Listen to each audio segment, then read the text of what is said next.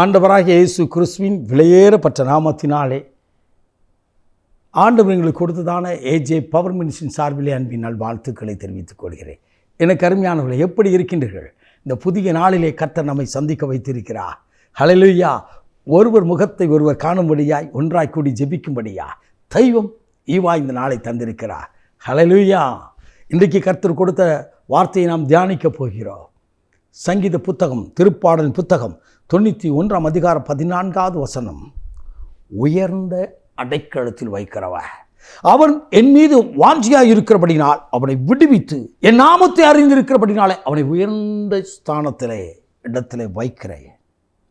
நீங்கள் அவரை அறிந்திருக்கிறபடினாலே, உங்கள் குடும்பம் தேவனை அறிந்திருக்கிறபடினாலே, நீங்கள் அவருடைய நாமத்தை பெயரை அறிந்திருக்கிறபடினாலே அவனை விடுவித்து ஏதோ ஒரு பிரச்சனை, ஏதோ ஒரு கண்ணீர், ஏதோ ஒரு வியாதனை, ஏதோ ஒரு வேதனையிலே தேவனை ஆராதிக்கிறோமானால் விடுதலை இல்லையே. நான் வேதத்தை வாசிக்கிறேனே, என் கண்ணீர் துடைக்கப்படவில்லையே. நான் அனுதினமும் தேவனுக்கு முன்னதாய் கால வேளையிலே நிற்கிறேன். நான் நிற்பதும் நிர்மலமாக இருப்பதும் கர்த்தருடைய சுத்த கிருபை தான் என்று விசுவாசிக்கிறேன்.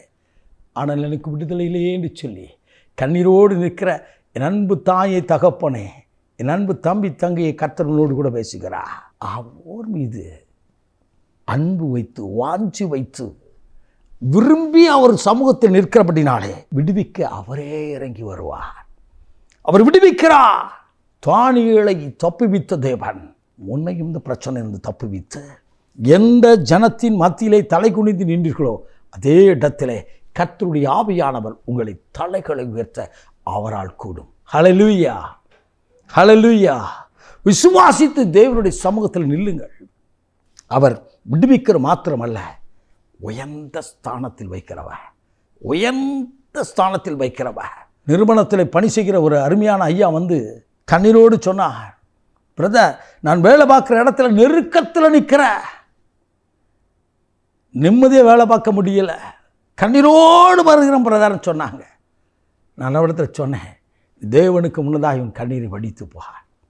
அவரே உன்னை அந்த இடத்திலிருந்து விடுவித்து உயர்ந்த ஸ்தானத்தில் வைப்பார்ன்னு சொன்னேன். எனக்கு அருமையானவர்களே, ஆலோசனை கொடுத்து ஜெபித்து கர்த்தர் கொடுத்த வார்த்தையை சொல்லி அனுப்பினோம். நடந்தது என்ன? யோசேப்பை உயர்த்தினது போல தேவன் உயர்த்தினார். அதே இடம்தான், அதே ஆபீஸ் தான். ஆனால் அந்த இருந்த ஸ்டாஃப்ஸ்க்கெல்லாம் மேலே ஆண்டவர் அவரை உயர்த்தி ஆசீர்வதித்தார். நல்ல சம்பளம் கொடுத்து, நல்ல அதிகமான நல்ல பதவியை கொடுத்து தேவன் இதே தூத்துக்குடி பட்டணத்தை உயர்த்தினார். அவர் விதமாக சொன்னார், என் வாழ்க்கை வனாந்தரம் போல் இருந்தது, என்னை எல்லாரும் பரிகாசித்து நின்றார்கள், கர்த்தரோ என்னை விடுவித்து அவர்கள் கண்காண என்னை உயர்ந்த ஸ்தானத்தில் அதே அலுவலகத்தில் வைத்திருக்கிறார் என்றார். இது தேவனே செய்திருக்கிறார். எங்களுடைய எம்டி இடத்துல பேசியிருக்கிறார் ஆண்டவர். அவர் என்னை கூப்பிட்டு அழைத்து பேசினார்.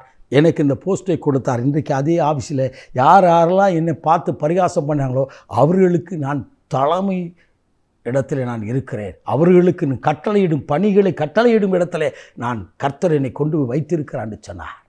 நான் பிரசங்கிக்கிற இயேசு உயிரோடு இருக்கிறார். என்னை கேட்டுக்கொண்டிருக்கும் அன்பு தம்பி, அன்பு தங்கச்சி, அன்பு தாயே, தகப்பனே, பிரியமான தம்பி தங்கையே, கர்த்தருடைய ஆவியானவர் பேசுகிறார்.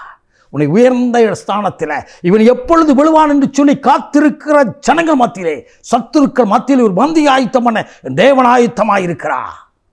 எதிரி நினைக்கிறதெல்லாம் நீங்கள் அழிஞ்சு போகணும்னு நினைக்க மாட்டான், உங்களை ஆள வைக்கணும்னு நினைப்பான். எதிரிக்கு முன்னால் ஆளணும்னு தான் அவன் நினைப்பான். ஆனால் கர்த்தர் அப்படி அல்ல. உன் கண்ணீரை துடைத்து விடுவித்து உயர்ந்த ஸ்தானம் அவர் கண்ணுக்கு மத்தியிலே, யோசேப்பை சகோதரர் மத்தியிலே உயர்த்தி ஆசீர்வதித்த அதே ஆண்டவர் இன்றைக்கு உயிரோடு இருக்கிறார். அவரே உங்களை ஆசீர்வதிக்கிறார். அவரே உங்கள் கண்ணீரை துடைக்கிறார்.